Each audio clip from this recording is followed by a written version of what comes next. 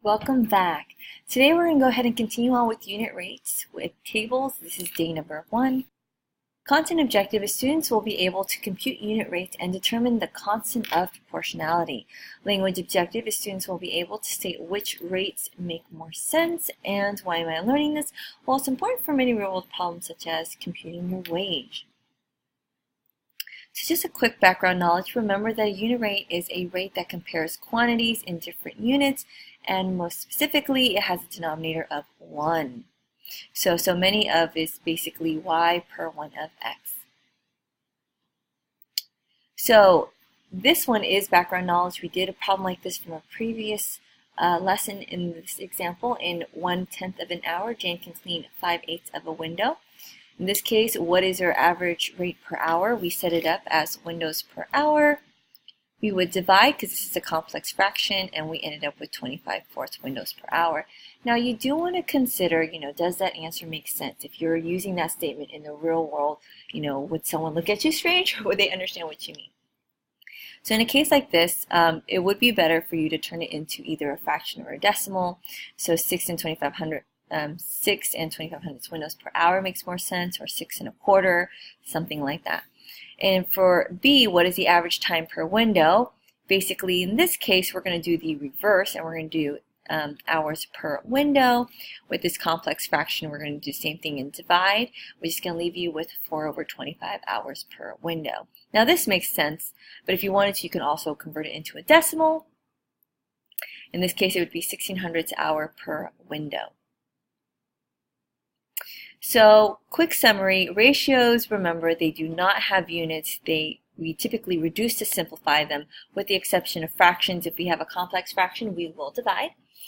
With rates, they're not very specific, but when you compare it to a unit rate, it's a lot more specific in the sense where you need a denominator of 1. We always write the units, and we typically divide to simplify. And another thing to remember is money usually goes on top, so when you're setting it up, if it's a money value, you are going to put it in the numerator. So this one we also did yesterday. So it says it took Sally 5 hours to drive 220 miles. We would tell ourselves, hey, it makes a lot more sense to do miles per hour versus hours per mile. And for that reason, you can set up your unit rate. But before we do that, let's look at a different parts. Let's look at the ratio. We would set up as 220 over 5. The rate would be 220 miles over 5 hours. So for the unit rate, we're going to have to divide that, and it's going to give us 44 miles per 1 hour, which a lot of you will just say 44 miles per hour. Just understand that's the same thing as 44 miles per 1 hour. Just keep in mind, ratios are not always simplified. Now, typically, if they're asking you just for a ratio, you would want to simplify it by reducing it, but it's not always a requirement. You have to go based off of instructions. Our rates are not simplified necessarily, but unit rates do need to be simplified. That is a requirement. So in this case, with 44 miles per hour, that is our unit rate. If I wanted to fill out a table, I can say, hey, in 1 hour, it's 44. 2 hours, it's 88. How did I do that? I doubled it, so I did 44 times 2. Now, what if I wanted to do 3 hours? Well, that's triple the time, means it's triple the distance, so we can do 44 times 3, which is 132. Now, what if I continue to ask questions like maybe, okay, what if you wanted to do 7.5 hours? What would you do there? Well, in the previous ones, all we did was multiply it by 44. Would this be any different? The answer is no. It's going to be 7.5 times further, so you're going to do 44 times 7.5, which is going to leave you with 330. Now, just as a quick refresher, if you forgot how to multiply decimals, I'm going to go ahead and quickly show you. We're going to do 44 times 7.5. We would multiply like normal. And then before we finish, we need to make sure we move our decimal. So in this case, there's 1 decimal place, so I'm going to move it 1. And that's how we ended up with 330.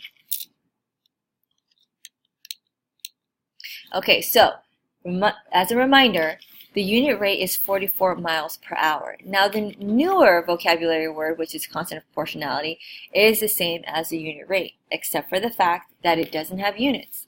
So in this case, the constant of proportionality is just 44. So just a quick reminder, if you forgot what the constant of proportionality is, it's basically your constant multiplier.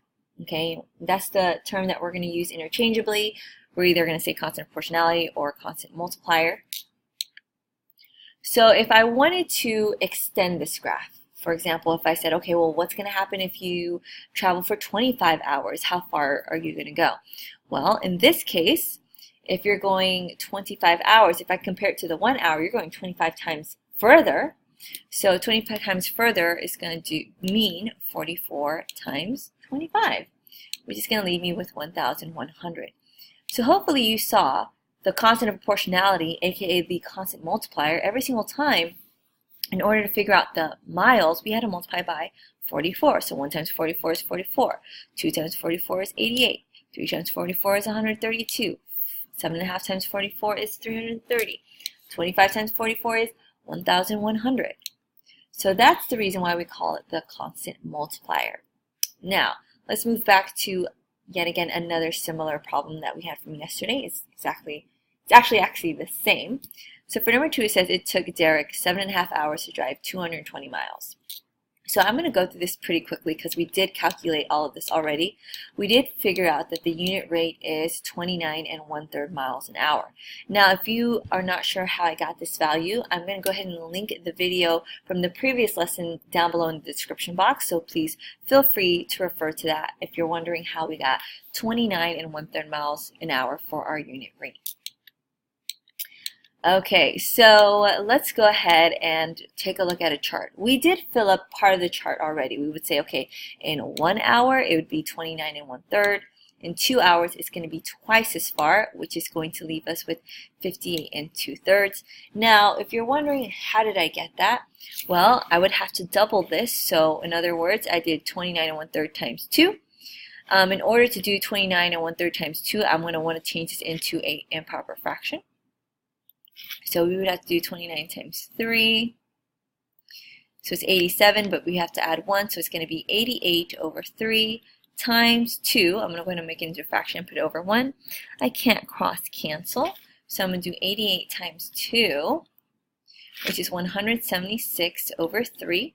Now, could you leave it like that? Yes, but to tell someone that in 2 hours you're going to travel 176 thirds miles, it's not going to make much sense. So that's why it's important for you to convert it into a mixed number, because it's a more reasonable answer, reasonable value to use and understand.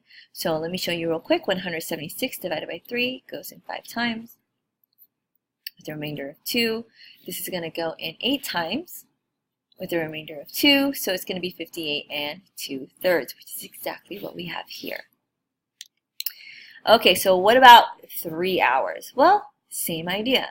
We're going to go ahead and triple it from the original unit rate. So if you're going 3 hours versus 1, that's triple the time. That means it's going to be triple the distance. So if you remember, we already had this value. So it's important, it would be helpful for you to keep this value handy. You're not going to want to have to compute that over and over and over. So that's why it's nice to have it as an improper fraction. So 88 thirds is good for computations, but when we're talking about word problems and trying to decipher what these values mean, using it as a mixed number is very helpful. So if we're trying to triple it, we're going to do 88 thirds times 3. We're going to go ahead and put it over 1 to clean things up. We see that the 3's cross cancel, leaving us with 88. So that value would be 88 miles. And if I continue and I said, okay, well, what about 7.5? Now, don't let the fact that it's a fraction intimidate you. The steps are exactly the same. You knew that in 1 hour you can travel 29 1/3. Okay, so instead, if you're going 7.5 hours, that's 7.5 times as further. So what do? Well, that means you're going to go 7.5 times further. So you're going to do 29 1/3 times 7.5. We already remember that this as a improper fraction is 88 thirds. So we're simply going to do 88 thirds times 7.5. So you could turn it into 7.5 like this and say, okay, that's 15 halves. I can cross cancel. And I can cross cancel here. And I would say, okay, 44 times 5, that's 220. Now, could you have also left it as a decimal? Absolutely, but just make sure your final answer is either completely a fraction or completely a decimal. You can't have both. So that's all there is to it. And so this kind of reiterates the fact that it's called a constant multiplier for a reason, because we are multiplying to find that other value. Now keep in mind though, we're not always going to multiply, and that's, going to come in a future lesson where sometimes you might actually divide. So please keep that in mind. It is called the constant multiplier because it's typically what we do to go from x to y, but if we had to go the reverse and go from y to x, then you won't necessarily always multiply. So you did hear me say x and y. Typically the independent variable is called x and the dependent variable is called y. Miles is determined based off of the hours. Okay, so now what if I extended this chart and I said, okay, well, what about 25 hours? How are we going to find the miles? Well, as a constant multiplier, I'm going to say, okay, well, if I'm going 25 times for, longer, that's going to mean it's going to go 25 times longer. So you're going to do your 88 thirds times 25. And I'm going to go ahead and write it as a fraction. I'm going to check if I can cross cancel. I can't. And so I'm just going to go ahead and multiply straight across. And once you figure that out, you should end up with 733 1/3. Now, again, remind yourself, if you did end up with an improper fraction, it's going to make more sense if you express your answer as a mixed number, because you would want to tell someone 733 1/3 miles versus saying, let's see, what would this be? Versus saying, oh yeah, you're going to go 2,200 thirds miles. That's not going to give someone a good indication of how far that is. So it is crucial for you to understand the situation and what makes more sense. To write it, to keep it improper because it's easier, or to write it as a mixed number because it will, make more sense. So again, to explain why it's referred to the constant multiplier, I'm going to show you. I have the answer because I constantly multiply by 29 1/3. 29 1/3 to get this answer. 29 1/3 to get this answer. 29 1/3 to get this answer. 29 times 1/3 to get this answer. Okay, but just keep in mind, now if it was reverse and I wanted to go from this direction to here, now will it always be multiplication? You're going to find in future lessons that that's not always the fact. So you have to be very careful and don't overgeneralize, okay? Okay, number 3, Alexia earned $47.95 for 7 hours work. Okay, so what makes more sense? Dollars per hour or hours per dollar? Now, one thing I want to do is give you a tip. Typically, time is in the denominator. I'm not going to say it's always, but most of the time, time is in the denominator. So it is going to make more sense to say dollars per hour. Okay, so for that reason, I'm going to go ahead and set up my ratio as $47.95. Sorry, 47.95 over 7. The rate would be $47.95 over 7 hours. And for the unit rate, we need to simplify that by dividing. So we would do 47.95 divided by 7. 7 goes into 47 6 times with a remainder of 5. 7 goes into 59 about, let's see, about 7 times, which is 49. Whoops, just kidding. We can go 1 extra. We can go 8 times, which is 56, which is a remainder of 3. Bring down the 5. 7 goes into 35, 5 times. Now let's not forget to bring up the decimal. Why is it important? Because if you didn't, you would have claimed that Alexia makes $685 in 1 hour, which makes no sense at all, because if she's, how is she making $47.95 in 7 hours and making $685 in just 1 hour? So hopefully you look at that and be like, oh yeah, I need to bring up my decimal, and that makes a lot more sense, that she's making $6.85 an hour, of course. So just keep in mind, ratios are not always simplified. You gotta read the situation and see what you're trying to find out, if you're asked to simplify or not. Rate, in this case, is not simplified, but for the unit rate, you have to make sure you simplify it, because a unit rate has to be per 1. The denominator is always 1. So for this, I can go ahead and claim that Alexia earns $6.85 for every hour. So I'm going to go ahead and start a table. I'm going to say in 1 hour, she makes $6.85. In 2 hours, well, that's basically double my unit rate. So I'm going to go ahead and multiply that by 2, which is going to give me $13.70. And then if it was for 3, then I would triple this rate and call that, well, $6.85 times 3 is $20.55.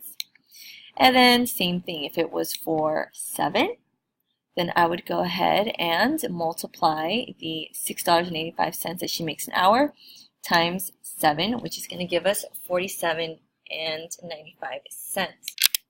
Now for a mathematical approach, let me prove to you how this works.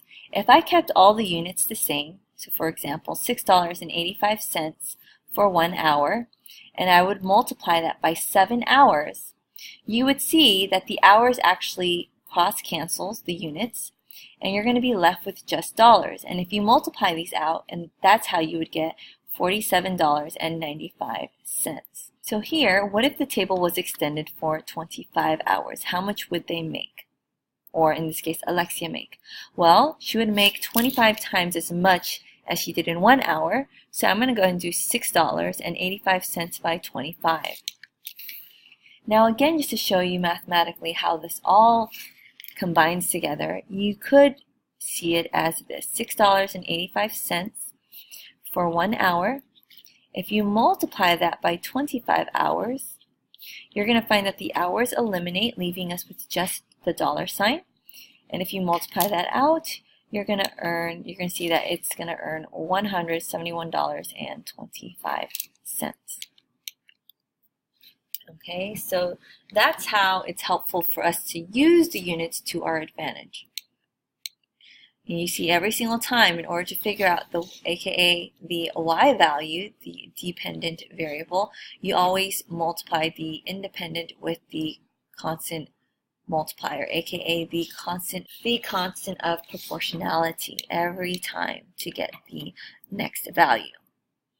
Now just again, keep in mind in lessons to come, it might be the reverse. What if you were given the amount of money and you need to figure out how many hours? Then you wouldn't be multiplying by $6.85. In fact, you'd be doing the inverse, aka dividing this number by $6.85.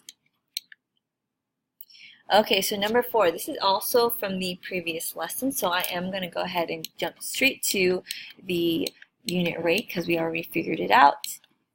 We set it up as rooms per day. Again, note that day is a measurement of time, and that's why it was in the denominator. We ended up with 7 and 7/9 rooms per day. So to fill out our table, we can go ahead and say with 1 day, it would be 7 and 7/9 rooms.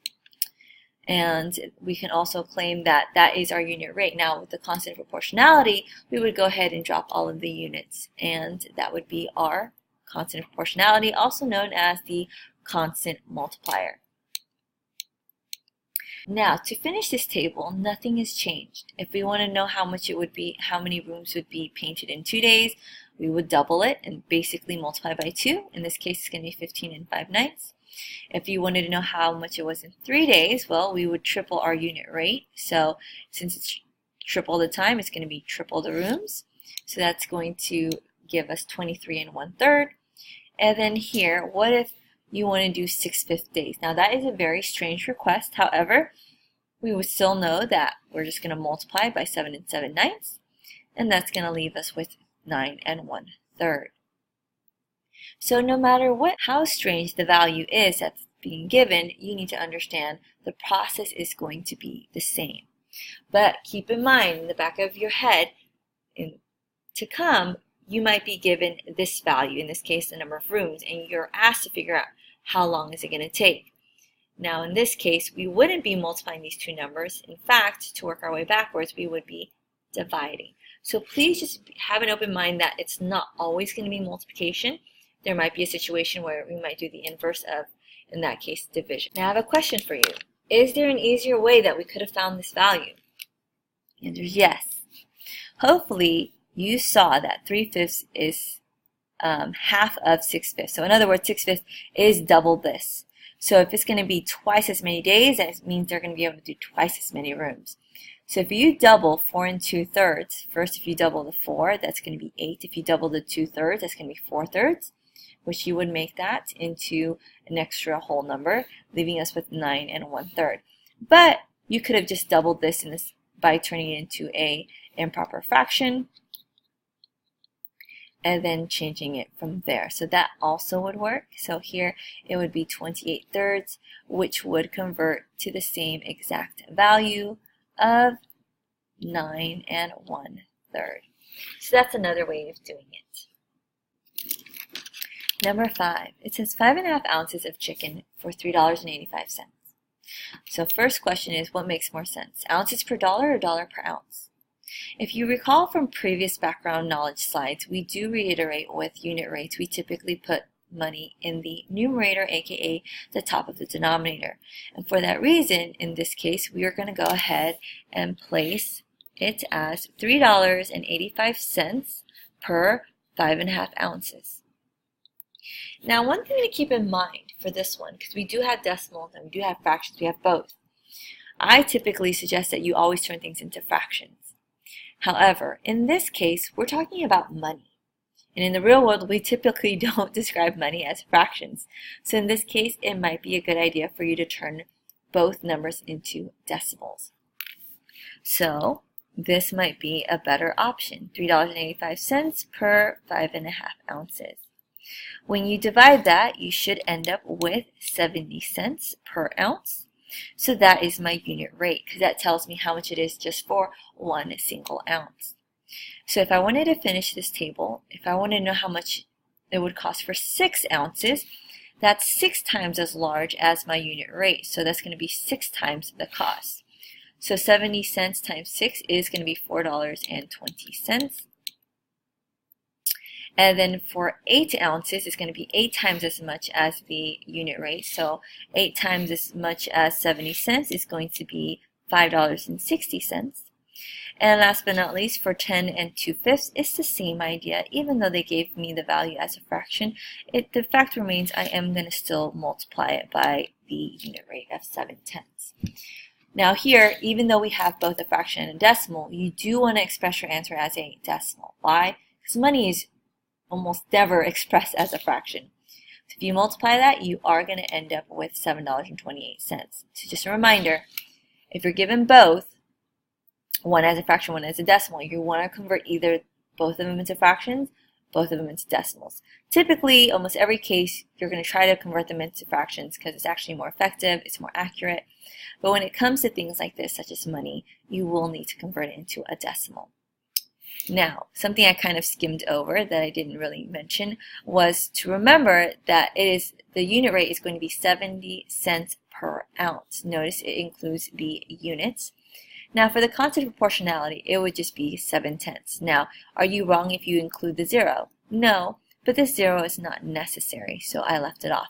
Here, did you have to put the 0? Yes, because with money, we do tend to go to the hundreds place. Okay, so now, what if I wanted to go backwards? And this is what I was stressing throughout the entire lesson. What if you're given the $5.25 and you want to know how much ounces that would give you? Well, typically we would take this value and we would multiply it by 7/10 to give us this value. But I don't know what the value is. So what do? Well, if you want to solve it in terms of an equation, I can go ahead and assign this value, this variable. So let's just pick, let's see, C for chicken. So you're going to take the weight of the chicken and multiply it by 7/10 to give us $5.25. To solve, I'm going to have to divide both sides by 7/10, and that's what's going to give us our answer. We're dividing. So notice we're not always multiplying. If we're working our way backwards, you're going to find that we're going to have to divide instead of multiply. So if you divide this out, you are going to end up with 7.5. What about this one, $11.20? How much chicken did you buy? Well, here you could have gone the same route and figured out what number are you multiplying by 7/10 to give us $11.20. So setting it up as an equation and solving that way. Or you can examine your table. You can see, well, not everyone, but you might look and say, okay, well, $5.60 is exactly half of this, meaning this is double the price.